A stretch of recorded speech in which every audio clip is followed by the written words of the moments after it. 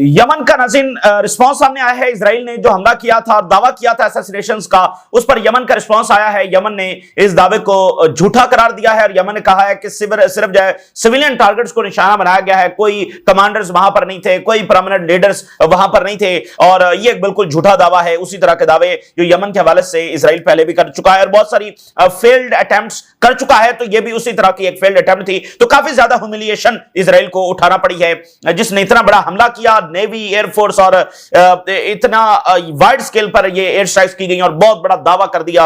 अब ह्यूमिलिएशन जब इजराइल को हो रही है, और रशिया और चाइना ईरान की मुकम्मल सपोर्ट में सामने आ गए हैं। सिक्योरिटी काउंसिल में वो जवाबी ड्राफ्ट जो है वो इंट्रोड्यूस करवाने जा रहे हैं। उधर से यूरोप जो है अमेरिका और इजराइल की हिमायत के साथ वो सिक्योरिटी काउंसिल में ट्रिगर करने जा रहा है, उस मैकेनिज्म को, उसका प्रोसेस शुरू कर चुका है। तो उसके जवाब में सिक्योरिटी काउंसिल में चाइना और रशिया खुलकर सामने आ गए हैं।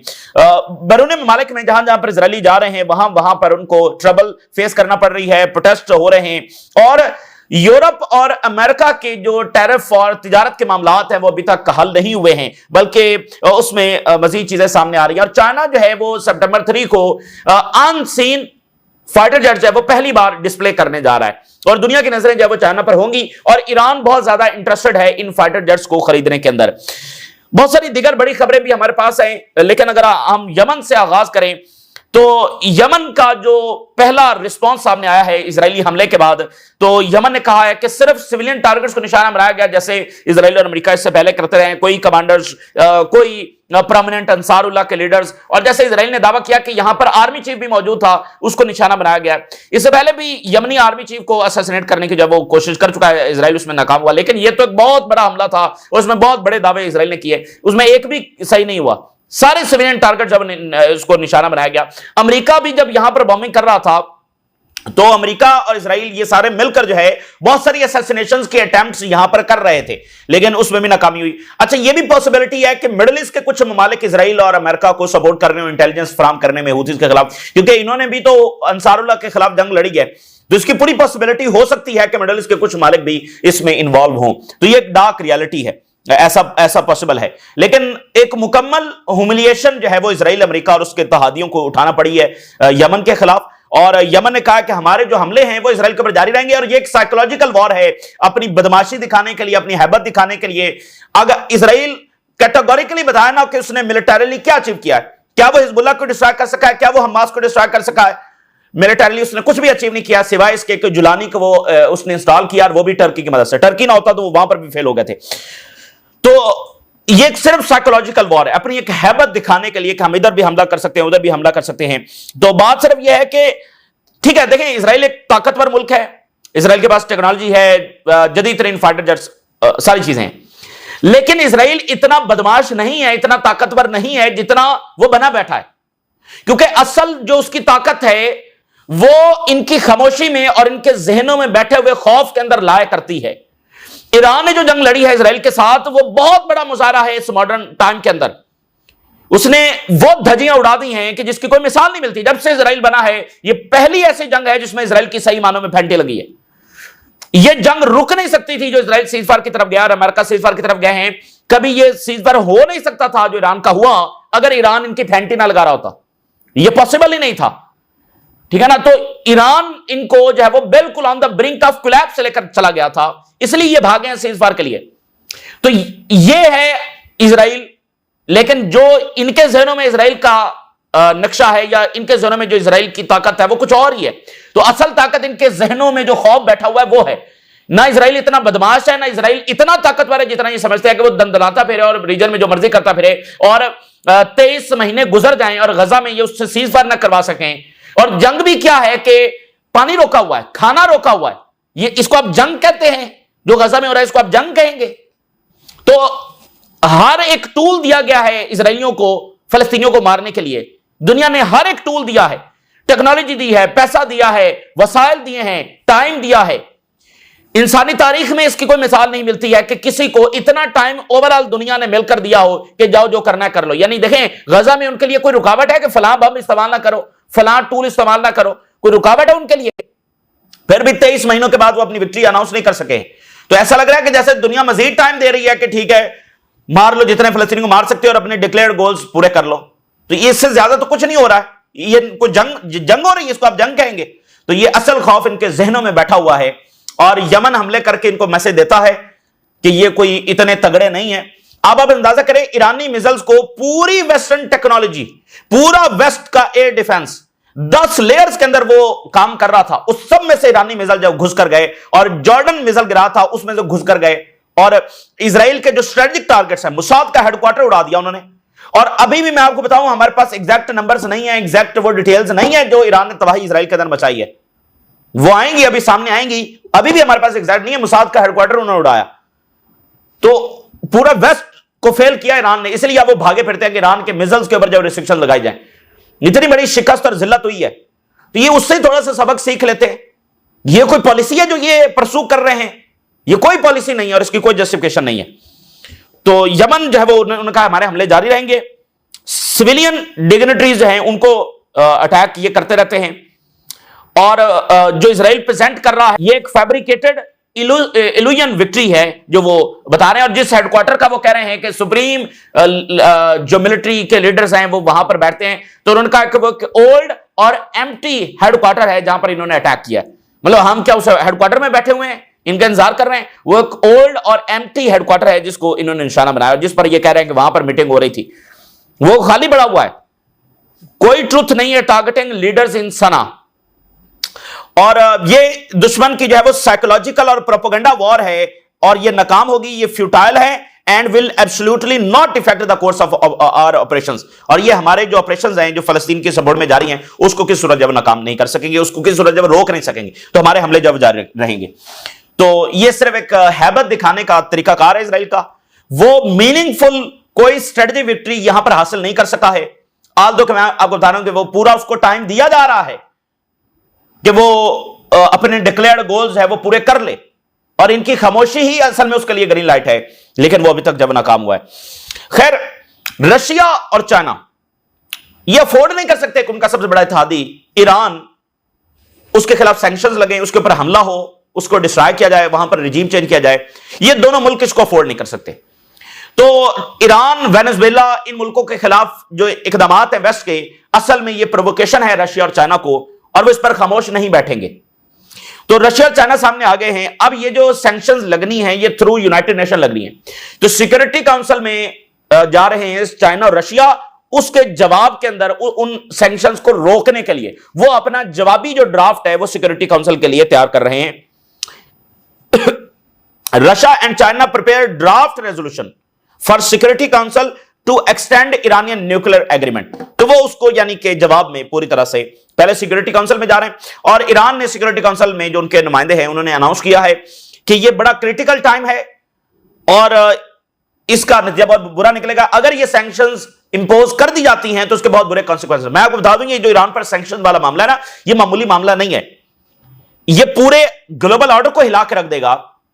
ये मामूली मामला नहीं है कि आप उतनी सवेर सैंक्शन जब ईरान के ऊपर लगाने जा रहे हैं तो जाहिर है कि ईरान के इत्तेहादी मजीद आगे बढ़ेंगे और वो फिर इस पूरे फाइनेंशियल सिस्टम को उलट देंगे। मैं आपको बता रहा हूं, इंडिया अभी तक झुका नहीं है, इंडिया के ऊपर 50% टैरिफ लग गए हैं। अभी तक इंडिया ने अमेरिका के सामने सरेंडर नहीं किया, हालांकि इंडिया उनका स्ट्रेटेजिक पार्टनर है। तो ब्राजील ने अभी तक उनके सामने सरेंडर नहीं किया है और इंडिया इस चेस बोर्ड का बहुत बड़ा प्लेयर है। अगर वो इसी तरह से आगे बढ़ता है तो आप देखिएगा कि अमेरिकी एम्पायर को बहुत बड़ा धचका लगने जा रहा है यहां पर। तो ये कौमें जो है वो पूरा फाइनेंशियल सिस्टम उलट के रख देंगी। तो ये इस तरह से मामला चल नहीं सकता है। तो चाइना और रशिया करेंगे हम सपोर्ट में। अच्छा, टर्की जो है ना उसकी जंग शुरू हो चुकी है इजराइल के साथ। अब ईरान जो है, ईरान की जंग इजराइल के साथ कब से जारी है? 30-40 साल हो गए। पहला हमला इजराइल ने कब किया? अभी रिसेंटली किया, लेकिन जंग तो पिछली कई दहाइयों से जारी है। तो जंग की वो आखिरी स्टेज होता है जब दोनों मुल्क की फौजें या मिसाइल और जहाज एक दूसरे के ऊपर चढ़ दौड़े, वो आखिरी फेज होता है। उससे पहले एक जंग छिड़ चुकी होती है। तो इसी नौयत की एक जंग टर्की के खिलाफ छिड़ चुकी है, जिसमें अब इजराइल इन्फ्लुएंस करना शुरू हो गया है टर्की के अंदरूनी सियासत को। रिजीम चेंज के लिए वहां पर उसने मामला शुरू कर दिए हैं, इंटेलिजेंस हासिल करना टर्की के खिलाफ शुरू कर दिया है, अपने जासूस भर्ती करना टर्की के खिलाफ शुरू कर दिए हैं। एक तो सीरिया में मामला चल रहा है, अब डायरेक्ट वो टर्की में घुस गए, टर्की को उन्होंने निशाने पर ले लिया। तो अब उनका अगला टारगेट जो है वो टर्की भी है। और वो इस तरह से चीजों को देखते हैं कि पहले हम शिया के खिलाफ लड़ रहे थे, अब ये सुन्नी भी आ रहे हैं, मिस्र, टर्की, ये सब। तो टर्की के साथ जंग छिड़ गई है और टर्की ने अब इनका जब सामना करना है। टर्की ने कुछ जासूस पकड़े। टर्की अरेस्ट डिफेंस फर्म, और ये जो डिफेंस फर्म है, यानी वैसे तो ये असला सप्लाई करने वाली फर्म है, लेकिन इसके ताने बाने इजराइल से मिल रहे हैं और इसके जो एग्जीक्यूटिव हैं और आला ऑफिशियल है वो टर्की में जासूसी कर रहे थे for Israel. Military intelligence of Turkey जो है वो warns against Israeli recruitment, warning जारी किया है कि Israel might attempt to recruit agents in Turkish territories. तो ये एक जंग है और सीरिया में जो कुछ इजराइल कर रहा है वो Turkish, Saudi Arabia, Qatar, UAE, Jordan, Egypt, इन सब के मफादात के खिलाफ है। तो बात यह है कि कैसे सामना करेंगे इजराइल का, डायलॉग करेंगे, मिन्नत समाजत करेंगे, क्या करेंगे, कोई चीज काम नहीं आएगी। वो सीरिया को तोड़ते चले जा रहे हैं। अब वो जो है वो पूरे सदरन सीरिया को वो कह रहे हैं कि ये डिसाम होगा, पूरा सदरन सीरिया, इधर सदरन सीरिया डिसाम होगा, उधर जब सदरन लेबनान डिसाम होगा, तो फिर ये तो ग्रेटर इजराइल। सो ये टर्की के मफाद में नहीं है, किसी के मफाद में नहीं है। तो अभी भी ये मुल्क जो है ना बैठे हुए हैं कि अच्छा ये अमेरिका को कह दिया, अच्छा मतलब डिप्लोमेसी कर ली, अच्छा कुछ भी इससे कुछ भी हासिल ना हुआ है ना होगा। तो अल्टीमेटली ये कोशिश करते रहेंगे, आखिरी हद तक जो है वो कोशिश करेंगे, लेकिन कोई कोशिश इनकी कामयाब नहीं होगी। इनको अल्टीमेटली ताकत का मुजाहरा करना पड़ेगा। और टर्की जो है वो बड़ी तेजी के साथ अपनी ताकत बढ़ा रहा है। मैं आपको बताऊं, अभी उन्होंने स्टील डोम अपना एयर डिफेंस बनाया है। जैसे इजराइल का आयरन डोम है ना, तो टर्की ने स्टील डोम एयर डिफेंस बनाया है और वो फोर्सेस के हवाले कर दिया। तो ये टर्की के लिए एक बड़ी अचीवमेंट है। लेबनान में इजराइल को नाकामी ये हुई है कि लेबनान ये चाह रहा था कि वहां पर यूनाइटेड नेशन की जो फोर्सेस हैं वो यहां से निकल जाएं, तो वो फेल हुआ है इजराइल, और वहां पर यूनाइटेड नेशन का जो मैंडेट है उसको 2026 तक एक्सपेंड कर दिया गया है। लेबनान के प्राइम मिनिस्टर ने वेलकम किया है कि यूनाइटेड नेशन के मैंडेट को एंड ऑफ 2026 जब वो एक्सपेंड किया गया है। हिजबुल्लाह भी इसको वेलकम करती है कि यूनाइटेड नेशन की फोर्सेस यहां पर रहें। अब्रॉड जो है बाकी मुल्क में, यूरोप के अंदर इजरायलियों को बहुत ज्यादा खारी का सामना करना पड़ रहा है, जो कि कभी भी इससे पहले नहीं हुआ। खासकर जो यूनान है वहां पर एक अलग फ्रंट खुला हुआ है, क्योंकि इनके सबसे ज्यादा लोग जब यूनान जाते हैं, अभी इनकी छुट्टियों का सीजन चल रहा है, तो छुट्टियों में ये सैर तफरी करने जाते हैं। सो सबसे पहले ये यूनान जाते हैं, वहां से क्रूज शिप जो है वो यूनान चलते हैं। तो अब वहां पर सूरत हाल ये हो गई है कि हर एक जजीरे पर जहां पर इनके जहाज जा रहे हैं, मुजाहरे इतने शदीद हो गए हैं कि वो इनके जहाजों को लंगर अंदाज भी नहीं होने दे रहे हैं, और इजरायली जो वहां पर है उस जहाजों पर उनको कदम भी नहीं नीचे रखने दे रहे हैं। अब मुजाहरे इतने शिद्दत इख्तियार कर गए हैं, और यूनान के जो फॉर्मर प्राइम मिनिस्टर हैं उन्होंने पैलेस्टीनियन रिकॉग्निशन की हिमायत भी कर दी है।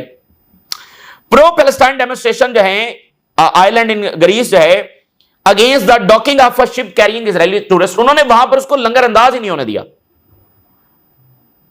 Prevent Israeli tourist from leaving the ship, Israeli tourist को जहाज से नीचे कदम भी नहीं रखने दिया और उसको जहाज को वहां से लीव करना पड़ा। पहले तो यह ना कि वो आ रहे हैं, वो उतर रहे हैं, वो सैर कर रहे हैं, उनके पीछे पीछे मुजाहरे जगह जगह हो रहे हैं। अब क्या है, उनको ना उनका जहाज रुकने दिया, ना इजरायलियों को कदम भी यूनान में नहीं रखने दिया। एक बड़े आइलैंड के ऊपर ये वाकया हुआ है, तो ये वहां पर शिद्दत बढ़ गई है। अमेरिका में सर्वे सामने आया है, पॉलिटिको ने यह सर्वे जारी किया है। 50% अमेरिकन वोटर्स बिलीव कि Israel is committing genocide in Gaza. ये मामूली नंबर्स नहीं, और हम अमेरिका की बात कर रहे हैं। The last supporter of Israel 50% ये सपोर्ट कर रहे हैं कि जेनोसाइड हो रही है, ह्यूज नंबर्स, और 70-80% ये सपोर्ट करते हैं कि असला सप्लाई बंदिश होनी चाहिए। 50% कह रहे हैं कि जेनोसाइड हो रही है। तो ये जो डेमोक्रेट्स में शिफ्ट आ रहा है ना, तो वो इसलिए आ रहा है कि वोटर्स कहीं और जाकर खड़े हो गए हैं। तो ये पॉलिटिकल पार्टीज, ये पॉलिटिशियंस, ये कब तक उस अवामी जो सेंटिमेंट है उसके खिलाफ जाकर पॉलिसीज बनाएंगे? ये ज्यादा देर चल नहीं सकता है। और अमेरिका के अंदर मैं आपको बता दूं, एक मैस अवेकनिंग मूवमेंट जारी है, और इजराइल का रास्ता तो लंबी जंगों का रास्ता है। आज वो मौजूदा रेजिस्टेंस को डिस्ट्रॉय करेंगे, तो कल को कोई और रेजिस्टेंस खड़ी होगी, कल को टर्की मैदान में होगा, कल को इजिप्ट मैदान में होगा। जाहिर है कि ये वाली रिजीम तो नहीं होंगी, कोई और आएंगी, तो उनके मफादात तो खतरे में हैं, तो उनको खड़ा होना होगा। तो 100 साल हो गए हैं और वो रेजिस्टेंस को खत्म करते आए हैं, और रेजिस्टेंस खत्म नहीं हुई। 100 साल मामूली अरसा नहीं है। इतनी बड़ी स्ट्रगल मुझे बताइए किसने की है? तो ये रेजिस्टेंस इस रीजन से खत्म नहीं हो सकेगी। तो इसलिए इनका तो बड़ी लंबी जंगों वाला रास्ता है। सो अमेरिका कितनी देर इसको अफोर्ड करेगा? और यूएस कांग्रेसमैन कह रहे हैं, डेमोक्रेटिक, वो कह रहे हैं कि 100 ऑफ माय कॉलीग डिमांड कर रहे हैं कि ट्रंप इंतजामिया इसको रुकवाए, और मिलिट्री सीज जो नेतन्याहू ने लगाई है ये मस्ट एंड होनी चाहिए। ये नेतन्याहू का लगाया हुआ सीज है, मुहासरा है और सारा ब्लॉकेड है। और ट्रंप जो है वो बर्तानिया का दौरा कर रहा है, और वहां पर एमपी सामने आ रहे हैं, वो कह रहे हैं कि Trump can end the blockade on Gaza but he decided not to do so. वहां पर ऑलरेडी मुजाहिरे शुरू हो गए हैं, और उनमें से कुछ ये कह रहे हैं कि जो रॉयल डिनर होगा उसमें हम शरीक नहीं होंगे क्योंकि ट्रंप ने इसको रुकवाया नहीं है। न्यूयॉर्क टाइम ये कह रहा है कि सिवियर शॉर्टेज ऑफ सोल्जर है इसराइल को, और ये जो इसराइल का ऑपरेशन है गजा में उसमें डिफिकल्टीज आएंगी। और हेरिटेज ये लिख रहा है कि only public pressure hostage families no Netanyahu listens if they rule the streets. अगर वो इससे भी डबल कर दे मुजाहरे तो फिर उसका एक अलग सतह का इंपैक्ट होगा, तो वो इस चीज की तैयारी कर रहे हैं। स्टारबक्स जो है उसको मलेशिया में अपनी तारीख का सबसे ज्यादा हाईएस्ट एवर लॉस हुआ है। वहां पर जो बायकॉट हो रहा है उसकी वजह से सबसे ज्यादा जब स्टारबक्स को मलेशिया के अंदर नुकसान हुआ है। Starbucks in Malaysia attributes its losses due to the ongoing impact of the middle east conflict which has affected the market dynamics. तो ये मिडिल ईस्ट की जो जारियत है ये क्या कुछ दुनिया में बदल रही है। तो जब दुनिया और उसकी पब्लिक सपोर्ट कर रही है फलस्तीन को, तो मिडिल ईस्ट की कुछ गवर्नमेंट्स क्या कर रही हैं ये भी तारीख में लिखा जाएगा। बहरीन ने इजरायली एम्बेसडर को वेलकम किया है। इस तरह की खबरों को ना भी डिस्कस किया जाए तो ठीक है, लेकिन डिस्कस किया भी जा सकता है। तो बहरीन ने जो है वो इजरायली एम्बेसडर को वेलकम किया है, receive the credential of ambassador of Israel, और welcome the new Israeli ambassador, और इंपॉर्टेंस के हम एफर्ट जारी रखेंगे पीस के लिए रीजन में। तो ठीक है, डिबेट होती रहे, जो मर्जी वो बातें करते रहे, लेकिन कोई जस्टिफिकेशन नहीं है ये पॉलिसी। मुझे बताएं, ब्राजील पागल है? ब्राजील का क्या झगड़ा है इजराइल के साथ? बाकी कौमों का क्या झगड़ा है इजराइल के साथ? नॉर्वे का क्या झगड़ा है इजराइल के साथ? वो नॉर्वे जिसने पंगा ले लिया अमेरिका से, अमेरिकन कंपनी से फंड निकाल रहा है कि वो इजराइल के लिए सपोर्ट कर रही है, उन कंपनी से फंड निकाल रहा है। नॉर्वे का क्या झगड़ा है अमेरिका से? ब्राजील ने क्यों इजरायली एम्बेसडर को एक्सपेल किया हुआ है, और अभी वो रीअपॉइंट करना चाह रहे थे तो ब्राजील ने अपॉइंटमेंट रोक दी। इन कौमों का क्या झगड़ा है? तो ऐसा नहीं होता, दुनिया स्टांस लेती है। और आप इस मौके पर मिलिट्री एस्केलेशन करना तो दूर की बात, आप उनके एम्बेसडर को, जो एक नॉर्मल सी बात है, मैं आपको बताऊं एम्बेसडर निकालना कोई बड़ी बात नहीं इस सिनेरियो में, जब जेनोसाइड हो रही है। ये तो लीस्ट एक्शन है ना जो आप लेंगे, तो आप उनके एम्बेसडर्स को नहीं निकाल सकते, उनको वेलकम कर रहे हैं, इसके आप क्या जस्टिफिकेशन देंगे? और ये कोई पॉलिसी है? ये अपने रीजन को आप सेव कर रहे हैं? ये कोई पॉलिसी नहीं है। अच्छा, अब मिस्र के हवाले से आज फिर एक खबर आ गई है जो कल भी आई, आज उस पर मजीद वॉल स्ट्रीट जर्नल और टाइम्स ऑफ इजराइल लिख रहे हैं कि इजिप्ट ट्रेन कर रहा है हंड्रेड्स ऑफ पैलेस्टीनियन को for future Gaza security force.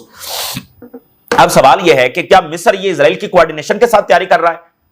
ये जो ट्रेनिंग कर रहा है ये इजराइल की कोऑर्डिनेशन के साथ कर रहा है या फिर वो अपने से कर रहा है? अगर इजराइल की कोऑर्डिनेशन के साथ कर रहा है तो इसका मतलब जो कुछ गजा में हो रहा है ये सारे मुल्क अलाउ कर रहे हैं इजराइल को वो करने के लिए कि ठीक है इजराइल जितना कुछ गजा में कर सकता है कर ले, कल को जो है वो फिर ये फौजें वहां पर दाखिल करके सिक्योरिटी संभाली जाएगी और इजराइल कहेगा कि हम तो सिर्फ हमास थे। क्या ये, और इजराइल वैसे भी इनके हवाले गजा नहीं करेगा, ठीक है? तो ये क्या कर रहे हैं, मतलब उनकी कोऑर्डिनेशन के साथ कर रहे हैं।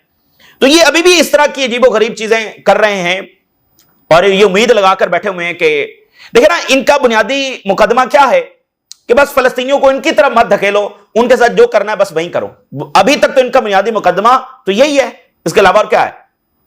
जॉर्डन और मिस्र ने यह कहा कि हम उस वक्त जंग छेड़ेंगे जब फलस्तीनियों को इधर धकेलेंगे, ये नहीं कह रहे कि अगर ना रोका तो फिर जंग छेड़ेंगे। तो बुनियादी बात तो फिर यही है, ये कोई पॉलिसी नहीं है। और गजा में क्या सूरत हाल है? हैरेड्स लिख रहा है कि आईडीएफ ऑर्डर गजा सिटी पैलेस्टीनियन के वो ट्रांसफर हो जाएं उन जगहों पर जो ऑलरेडी डेंजरस हैं। गजा सिटी जो है वो टर्निंग इनटू ऐश रॉक में तब्दील हो रहा है और अंडर इजरायली असॉल्ट और starvation and deaths rises, displace हो रहे हैं फलस्तीनी, नॉर्दर्न गाजा को छोड़ रहे हैं। और समुद्रेज कह रहा है कि हमारी सिचुएशन गुड है on all fronts except Gaza, Gaza के अलावा हमारे तमाम फ्रंट्स पर सूरत हाल अच्छी है और हम इंपोज करेंगे ultimatum on Hamas either war और सरेंडर, या हमास सरेंडर करे या जंग फेस करे। तो इजरायली फॉरेन मिनिस्टर ने जनाब अली एक एड प्लान अमेरिका को पेश किया है। इससे पहले भी इन्होंने एक एड प्लान बनाया था जिसका नतीजा जीएचएफ की सूरत में निकला था। अब ये पता नहीं कौन सा एड प्लान है जो इन्होंने दिया है, तो कोई और प्लानिंग कर रहे होंगे। अच्छा, यूरोप और अमेरिका के मामला तय नहीं हुए, इत्तेहादी हैं तो चीजों को छुपाते रहते हैं। अब आप देखिए कि फ्रांस की गवर्नमेंट जो है, मैक्रोन बिलीव्स कि यूरोपीय union should discuss measures against American digital sector. Macron यूरोपीय यूनियन को कह रहे हैं कि हमें अमेरिका के डिजिटल सेक्टर के खिलाफ इकदाम उठाने चाहिए टैरिफ के जवाब में। तो यह मामला चाइना के ऊपर अगले 7 दिनों में नजरें लगी होंगी। पहले एससीओ, फिर सितंबर 3 की जो परेड है, चाइना एक बहुत बड़ा मुजाहरा करने जा रहा है कि पोस्ट अमेरिकन वर्ल्ड ऑर्डर के बाद दुनिया कैसी होगी, ये उसका मुजाहरा होने जा रहा है। ये मामूली दिन नहीं है, ये अगले 7 दिन। कुछ हेडलाइंस आप देखते जाइए चाइनीज मीडिया की। चाइना जो है वो J-20 स्टेल्थ फाइटर जेट जो है ये पहली बार डिस्प्ले करने जा रहा है। और कितने ज्यादा खरीदार होंगे, ईरान कितना ज्यादा इंटरेस्टेड होगा, बाकी इस्लामी मुल्क कितने ज्यादा इंटरेस्टेड होंगे, ग्लोबल साउथ के कितने मुल्क इसमें इंटरेस्टेड होंगे, बहुत ज्यादा खरीदार है। लैटिन अमेरिका तक खरीदार है, वेनेजुएला कितना इंटरेस्टेड होगा। तो J-20 स्टेल्थ फाइटर जेट वो डिस्प्ले करने जा रहा है। और ग्लोबल टाइम की हेडलाइन देखिए, प्यूटन की जो अटेंडेंस है चाइना के विक्ट्री डे पर, यह मुजाहरा कर रही है कि हाई लेवल की पार्टनरशिप है और यूनिटी है। और ये आप हेडलाइन देखिए, चाइना के फॉरेन मिनिस्टर ने कहा मल्टीपल ग्लोबल साउथ के जो लीडर्स हैं जो अटेंड कर रहे हैं विक्ट्री डे परेड को, इसका मतलब यह है कि global south is no longer a silent majority. अब ग्लोबल साउथ वो वाला नहीं है, अब ग्लोबल साउथ जो है वो राइज कर रहा है, ये चाइना के फॉरेन मिनिस्टर कह रहे हैं। और उन्होंने कहा कि ये कैसे, ये जो विक्ट्री परेड के ऊपर आ रहे हैं, ये इस चीज का सबसे बड़ा मुजाहरा है। और चाइना जो है, अब किम जोंग अन उधर से आ रहे हैं तो चाइना ने आगे से जवाब दिया। China warmly welcomes Kim's attendance to Victory Day parade and was new chapter of China and North Korea traditional friendship. हम वेलकम करते हैं किम जोंग अन को, यानी उधर से उन्होंने ऐलान किया तो इधर से उन्होंने कहा कि हम वेलकम करते हैं और जो हमारी दोस्ती है उसमें एक नया चैप्टर ये होगा। और चाइना और रशिया ने फर्स्ट ज्वाइंट सबमरीन पेट्रोल किया है एशिया पैसिफिक के अंदर, ठीक है ना। आप देखें ना कि वो अपना इन्फ्लुएंस बढ़ा रहे हैं। और चाइनीज साइंटिस्ट ने दुनिया की पहली इंटेलिजेंट चिप जो है enabling full band high speed communication ये इजाद कर ली है। सो जनाब अली, ये सूरत हाल है और दुनिया एक ऐसे फेज से गुजर रही है कि पिछला ऑर्डर गिर रहा है और एक नई दुनिया उसमें से इमर्ज हो रही है। और ये सबसे खतरनाक टाइम है, ये जंगों का टाइम है, ये क्राइसिस का टाइम है, ये बहुत ज्यादा एक खतरनाक, एक सडन जो आप जंगे क्राइसिस किसी भी वक्त कुछ भी हो सकता है, आप उस टाइम से गुजर रहे हैं। So let's see what happens. लेकिन उस सब में देखिए दुनिया की कौमों पर जंगें मुसल्लत होंगी, दुनिया की कौमें लड़ेंगी, ये होता आया, ये होता रहेगा। लेकिन जो गजा में हो रहा है ना वो जंग है ना वो कोई बैटल है, वो तो ये है कि 70% गजा के आबादी औरतों और बच्चों पर मुश्तमिल है। और गजा के बच्चों की इस वक्त जो फाकों वाली तस्वीर हैं वो बंदा देख नहीं सकता है। तो इसलिए आप इजरायली एम्बेसडर्स को वेलकम कर रहे हैं, इसकी कोई जस्टिफिकेशन नहीं। तो गजा में जो कुछ हो रहा है इसके ऊपर ना कोई बात की जा सकती है, यानी कि इसकी कोई जस्टिफिकेशन नहीं है और ये डिस्क्राइबेबल नहीं है, ये बहुत ज्यादा पेनफुल है। ये रुकता, ये सीज पर होता, बाकी दुनिया की कौमों पर जंगें हैं, जो मर्जी हो दुनिया की कौमें सामना करेंगी, हर साम्राज्य का सामना करेंगी दुनिया की कौमें, वो लड़ेंगी। वियतनाम भी लड़ा है, अफगानिस्तान भी लड़ा है, तो ईरान पर जंग होगी या वेनेजुएला पर होगी, वो लड़ेंगे, उनके इत्तेहादी उनके साथ खड़े हैं। लेकिन जैसे फलस्तीनियों को लवारिस छोड़ दिया गया है और मिडिल ईस्ट की हुकूमतों ने छोड़ा है, ये बहुत ही तकलीफदेह चीज है और ये हिस्ट्री में कभी भुलाई नहीं जा सकेगी। और इसका जो फॉल आउट है, इसके जो कॉन्सिक्वेंसेस है वो आने ही आने हैं, वो बहुत भयानक होंगे, वो बहुत भयानक होंगे। तो ये इस वक्त की सूरत हाल है। आप अपनी राय जरूर करें। इजाज़त, अल्लाह हाफिज।